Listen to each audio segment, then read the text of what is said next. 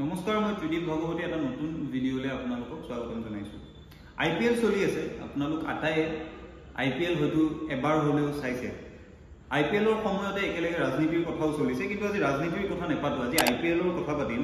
আজি এইবাবেই IPLৰ কথা আপোনালোকৰ সন্মুখলৈ আনিম, কাৰণ এই কাহিনীটো মই যেতিয়া প্ৰথম শুনিছিলোঁ, মই ভাবিছিলোঁ যে নিৰ্বাচন চলি আছে, নিৰ্বাচনৰ কথা পতাটোৱেই চাগে আপোনালোকে বিচাৰে, কিন্তু এই কাহিনীটো মই আপোনালোকক শুনাব লাগিব। IPL এবাৰ হ'লেও চোৱা বা IPL দৈনিক চোৱা প্ৰত্যেকজনেই মোৰ দৰে বহুতেই IPLৰ আঁৰৰ এই কাহিনীটো বহুতেই হয়তো নেজানো। আজি পাতিম কিদৰে IPL আৰম্ভ হৈছিল, হঠাৎ BCCI এদিন এখন দিল্লীৰ হোটেলত কেনেকৈ IPL 2007 চনত ঘোষণা কৰিবলৈ বাধ্য হৈছিল, আৰু ইয়াৰ আঁৰৰ সমগ্ৰ কাহিনী, যি কাহিনী পঢ়ি মই নিজে ৰোমাঞ্চিত হৈছিলোঁ আৰু তেতিয়াই ভাবিছিলোঁ এদিন আপোনালোকক এই কাহিনীটো শুনাম। সেইবাবে আজিৰ ভিডিঅ'টো অকণো স্কিপ নকৰাকৈ শেষলৈ চাব। কাহিনীৰ আৰম্ভণি ক'ত? কাহিনীৰ আৰম্ভণি 1974 চনত। আপোনালোকে হয়তো ভাবিব মই যে 2008ৰ IPLৰ কথা ক'বলৈ কিয় 1974লৈ 1976লৈ ঘূৰি যাব লগা হৈছে। কাৰণ আছে। 1976ত সেই সময়ত অষ্ট্ৰেলিয়ান ক্ৰিকেটক এগৰাকী ব্যক্তিয়ে, এগৰাকী মিডিয়া বেৰন মানে বহুকেইটা চেনেলৰ মালিক যিজন ব্যক্তি হয় তেওঁক মিডিয়া বেৰন বুলি কয়। এগৰাকী মিডিয়া বেৰনে বিচাৰিছিল যে অষ্ট্ৰেলিয়ান ক্ৰিকেটৰ সকলো খেল তেওঁ নিজৰ টিভি চেনেলত দেখুৱাব। ব্যক্তিগৰাকীৰ নাম আছিল কেৰী পেকাৰ। কেৰী পেকাৰে ভাবিলে যে অষ্ট্ৰেলিয়াই যিবোৰ খেল খেলে, যিবোৰ এদিনীয়া খেল খেলে, টেষ্ট খেলে, আটাইবোৰ তেওঁ নিজৰ টিভিত দেখুৱাব, নিজৰ চেনেলত দেখুৱাব। অষ্ট্ৰেলিয়ান বোৰ্ডৰ সৈতে কেৰী পেকাৰে কথা পাতিলে। অষ্ট্ৰেলিয়ান বোৰ্ডে কেৰী পেকাৰক ক'লে যে তোমাৰ যিটো চেনেল, সেই চেনেলটোৱে ইয়াৰ আগলৈকে যিহেতু স্পৰ্টছ ব্ৰডকাষ্টিং নাই কৰা, অৰ্থাৎ খেল দেখুওৱা নাই, আমি তোমালোকক সেই সুযোগ দিব নোৱাৰো। কেৰী পেকাৰ এগৰাকী আচৰিত ধৰণৰ ব্যক্তি আছিল। কেৰী পেকাৰে তাৰ পাছত বৰ আচৰিত কাম এটা কৰিলে, যিটো কাম শুনিলে আপোনালোকে গোটেই কাহিনীটো লগাব পাৰিব। কেৰী পেকাৰে তাৰ পাছত এটা সিদ্ধান্ত ল'লে যে তেওঁ এটা নিজাকৈ লীগ আৰম্ভ কৰিব, যিটো লীগ তেওঁ চেনেলে দেখুৱাব আৰু যিটো লীগত সকলো দেশৰ আগশাৰীৰ খেলুৱৈসকলে প্ৰতিদ্বন্দ্বিতা কৰিব।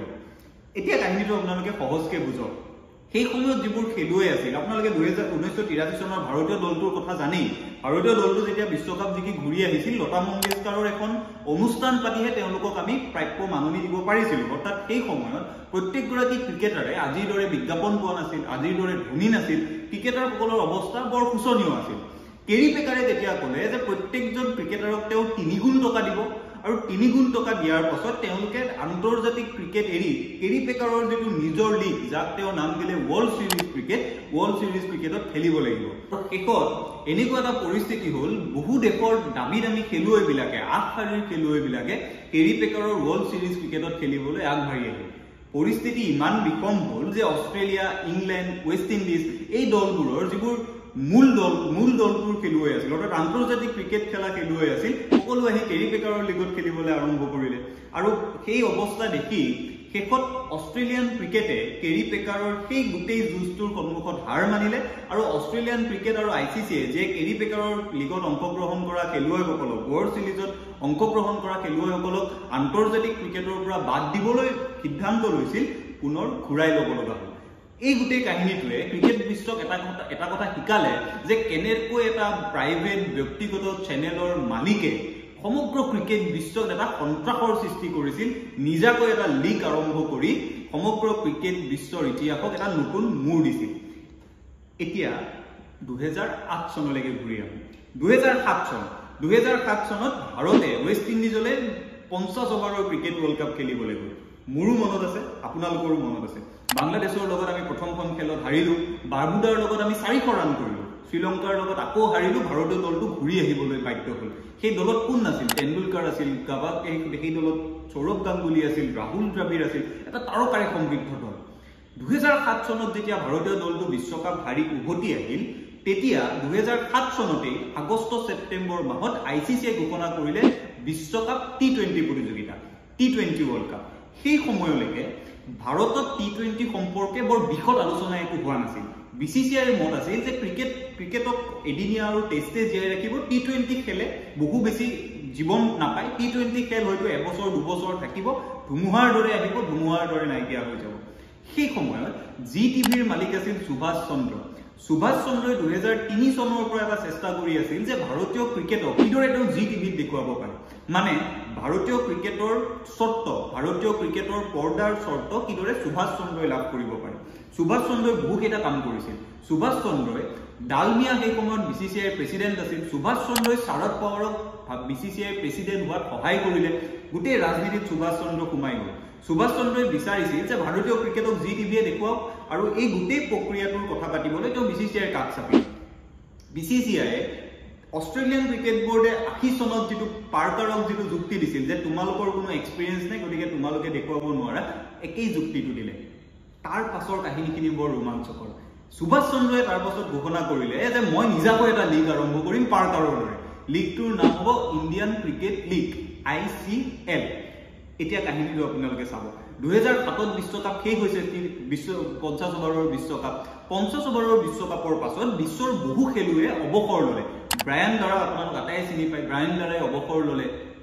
চেন বন্ড, নিউজিলেণ্ডৰ বেগী বলাৰ চেন বন্ডক আপোনালোকে চিনি পায়, তেখেতে অৱসৰ ল'লে। আৰু পাকিস্তানৰ ইনজামামুল হক, তেখেতেও অৱসৰ লৈছিল।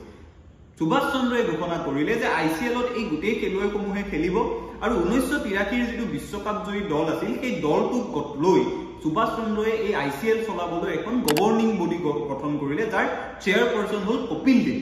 মানে সুভাষ চন্দ্ৰ বহু বেছি আগবাঢ়ি গ'ল। সুভাষ চন্দ্ৰই এনেকুৱা এটা পৰিৱেশ সৃষ্টি কৰিলে যে এখন নিজা লীগ জি টিভিৰ হ'ব, ICL। তাত বিশ্বৰ 8 শাৰীৰ দেশৰ খেলুৱৈবিলাকে খেলিব, আৰু ICL মানুহে চাব। সুভাষ চন্দ্ৰই এই কথাটো বুজি পাইছিল যে 2007 চনত যেতিয়া T20 বিশ্বকাপ হ'ব, তাৰ পাছত T20য়ে ভাৰতত এটা বৃহৎ জ্বৰৰ সৃষ্টি কৰিব, সেই কথা তেওঁ পূৰ্বানুমান কৰিব পাৰিছিল। কাহিনী আগবাঢ়ি BCCI প্ৰথম অৱস্থাত সুভাষ চন্দ্ৰৰ এই গোটেই প্ৰজেক্টটোক তেওঁলোকে আওকাণ কৰিলে। BCCI ভাবিলে যে সুভাষ চন্দ্ৰৰ ICL একো কৰিব নোৱাৰে। কিন্তু লাহে লাহে যেতিয়া খেলুৱৈবিলাক চাইনিং হ'ল, খেলুৱৈবিলাক ICLলৈ আহিল, BCCI গোটেই কথাটো গুৰুত্ব সহকাৰে ল'বলৈ বাধ্য হ'ল। BCCI তাৰ পাছত ভাৰতীয় ক্ৰিকেটৰ খেলুৱৈসকলক কঠোৰ নিৰ্দেশ দিলে যে কোনোবাই যদি ICLত জইন কৰে তেওঁ আৰু ভাৰতীয় জাৰ্চি কেতিয়াও পিন্ধিব নাপায়। ভাৰতীয় ক্ৰিকেটাৰখিনি তেনেকৈ ICLৰ পৰা বাদ পৰিল। এতিয়া বিপদ আহিল যিবোৰ পাকিস্তানৰ দৰে দেশ, বাংলাদেশৰ দৰে দেশ, যিবোৰ দেশৰ খেলুৱৈসকলে আমাৰ দৰে সেই সময়ত বিজ্ঞাপন পোৱা নাছিল, তেওঁলোক কিন্তু ICLলৈ আহিল। তেওঁলোকে ICL খেলিম বুলি ক'লে। এনেকুৱা পৰিস্থিতি হ'ল বাংলাদেশৰ গোটেই ক্ৰিকেট দলটোৰ অৰ্ধেক খেলুৱৈ ICLৰ সৈতে সংযুক্ত হ'ল। বিপদ বাঢ়িল। তেতিয়াই হঠাৎ ভাৰতীয় ক্ৰিকেট বিমূৰত পৰিল। এইভাবে বিমূৰত পৰিল, এফালে এটা ব্যক্তিগত কোম্পানী, ব্যক্তিগত চেনেলৰ এটা লীগ, আৰু এফালে ভাৰতীয় BCCI বোৰ্ড। এতিয়া এই বিপদটো আহিল যে যদিহে মানুহে ICL চাবলৈ আৰম্ভ কৰে, ICLত খেলুৱৈসকলে খেলিবলৈ আৰম্ভ কৰে, ভাৰতীয় আন্তৰ্জাতিক ক্ৰিকেট কোনে খেলিব? আৰু BCCI প্ৰভুত্ব থাকিবনে নাই? এই বিপদটোৰ সৈতে যেতিয়া BCCI সন্মুখীন হ'ল, তেতিয়া হঠাৎ আৰু এটা কাহিনী কওঁ। সেই সময়ত যিটো ভাৰতৰ ক্ৰিকেটৰ দল, যিটো দলে ICC T20 ৱৰ্ল্ড কাপ খেলিব, সেই দলটো যদি আপোনালোকৰ মনত আছে, তাত তেণ্ডুলকাৰ নাছিল, তাত গাংগুলী নাছিল, তাত অনিল কুম্বলে নাছিল, বা ৰাহুল দ্ৰাবিড়ো নাছিল। ভাৰতে এটা নতুন দল এটা পঠাইছিল, আৰু ভাৰতৰ BCCI তেতিয়ালৈকে T20ক লৈ মনোভাৱ এইদৰে তেওঁলোকে ব্যক্ত কৰিছিল যে এইটো এটা জোকাৰ্ছ লীগ, এটা জোকাৰ্ছ খেল, মানে জোকাৰৰ বাবেহে T20, ভাল মানুহৰ বাবে T20 নহয়। কিন্তু যেতিয়াই ভাৰতৰ মহেন্দ্ৰ সিং ধোনীৰ নেতৃত্বত যোৱা দলটোৱে T20 বিশ্বকাপ জিকিলে, তাৰ পিছৰখিনি ইতিহাস আপোনালোকে জানেই। BCCIয়ে এই সুভাষ চন্দ্ৰৰ লীগটোৰ সৈতে যুঁজিবলৈ সকলো ধৰণে চেষ্টা কৰিলে। সুভাষ চন্দ্ৰই যিবোৰ ষ্টেডিয়ামত খেল পাতিম বুলি ভাবিছিল, সেই আটাইবোৰ ষ্টেডিয়াম BCCIয়ে বুক কৰিলে। খেলুৱৈসকলক ভয় ভাবুকি দিলে। যিবোৰ বিজ্ঞাপন, মানে যিবোৰ ডাঙৰ ডাঙৰ কোম্পানী, সকলোকে ক'লে তোমালোকে যদি ICLত বিজ্ঞাপন দিয়া, তোমালোকে আৰু ভাৰতীয় দলৰ কেতিয়াও বিজ্ঞাপন দিব নোৱাৰা।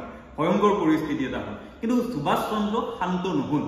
তেতিয়া হঠাৎ আগষ্ট মাহত, 2007 চনৰ আগষ্ট মাহত দিল্লীৰ এখন হোটেলত BCCIয়ে এটা আচৰিত ঘোষণা কৰিলে। আৰু সেই ঘোষণাটোৱে আছিল যে অহা বছৰৰ পৰা, অৰ্থাৎ 2008 চনৰ পৰা BCCIয়ে IPL, ইণ্ডিয়ান প্ৰিমিয়াৰ লীগৰ আৰম্ভণি কৰিব। এই IPLৰ গোটেই কাহিনীটোৱে আমাৰ সন্মুখলৈ কি লৈ আহে? এই কথাই লৈ আহে কিদৰে সুভাষ চন্দ্ৰৰ এটা সাধাৰণ পদক্ষেপে সমগ্ৰ ভাৰতৰ ক্ৰিকেটৰ ইতিহাস সলাই পেলাইছিল, আৰু কিদৰে IPLৰ জন্ম হৈছিল। IPLৰ জন্মৰ পাছত ভাৰতীয় ক্ৰিকেটৰ আজি যিটো উত্থান, সেই উত্থান আমি ইতিহাসৰ পাতত আজি পঢ়িবলৈ পাওঁ। IPLৰ জন্মৰ পাছতেই যিবোৰ ষ্টেডিয়ামত সুভাষ চন্দ্ৰই সেই সময়ত বুক কৰিছিল, BCCIয়ে যাতে সুভাষ চন্দ্ৰই সেই ষ্টেডিয়ামবোৰ নাপায় তাৰ কাৰণে দুগুণ টকা দিবলৈ বাধ্য হৈছিল। এই ষ্টেডিয়ামবোৰ উন্নীত কৰা হৈছিল, আৰু সামগ্ৰিকভাৱে ভাৰতীয় ক্ৰিকেটৰ গোটেই পৰিস্থিতিটো সলনি হ'ল। আজি IPLৰ এই উত্থানৰ কাহিনীটো, IPL কিদৰে হঠাৎ জেদত জন্ম হৈছিল, IPL কিদৰে সুভাষ চন্দ্ৰৰ জেদৰ বাবে আমি আজি লাভ কৰিলো, এই কাহিনীটো আপোনালোকৰ সন্মুখলৈ আনিলো। আপোনালোকে জানে এইবাৰ IPL অসমীয়া মানুহৰ বাবে বৰ গুৰুত্বপূৰ্ণ। এইভাবে গুৰুত্বপূৰ্ণ, অসমীয়া মানুহৰ এটা দীৰ্ঘদিনীয়া সপোন আছিল যে এদিন ভাৰতৰ নীলা জাৰ্চিত আমি এজন অসমীয়া খেলুৱৈক দেখিম। আপোনালোকেও হয়তো ৰিয়ান পৰাগৰ শেহতীয়া খেলবোৰৰ কথা জানে। সেই ৰিয়ান পৰাগ গৰাকী যিগৰাকী খেলুৱৈ দেওধৰ ট্ৰফিৰ শ্ৰেষ্ঠ ৰান স্কোৰাৰ আছিল, যোৱা সৈয়দ মুস্তাক আলী ট্ৰফিৰ শ্ৰেষ্ঠ ৰান স্কোৰাৰ আছিল, সেই ৰান স্কোৰাৰ ৰিয়ান পৰাগে এবাৰ IPLতো ভাল প্ৰদৰ্শন কৰিছে। সেই আমাৰ বাবে, জাতিটোৰ বাবে বৰ বেয়া সময়ত ভাল লগা কথা।